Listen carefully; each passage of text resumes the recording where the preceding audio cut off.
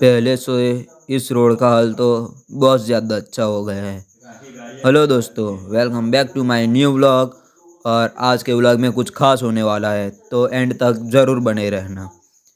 मैं पहुंच गया अपने आईटीआई में और जाने के बाद मैं सीधा चला गया अपने क्लास में, क्योंकि आज कुछ प्रोग्राम होने वाला है। वहां जाने के बाद थोड़ा टाइम था तो मैंने प्रैक्टिकल एट ख़त्म कर दिया और मेरे दोस्त भी उनका प्रैक्टिकल लिखने बैठ गए थे।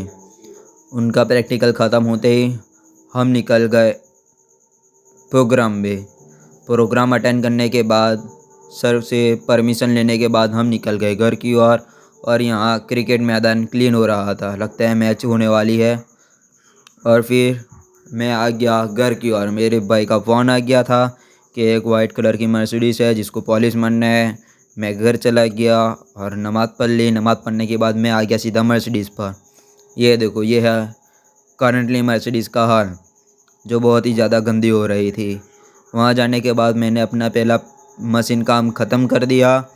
मशीन काम ख़त्म करने के बाद हम लग गए मर्सिडीज़ को फ़ाइनल करने में। फिर हमने मर्सिडीज़ को फ़ाइनल कर दी। और आज के ब्लॉग में इतना ही। मेरी चैनल पर पहली बार है तो मेरी चैनल को सब्सक्राइब करें। मिलते हैं नेक्स्ट ब्लॉग में।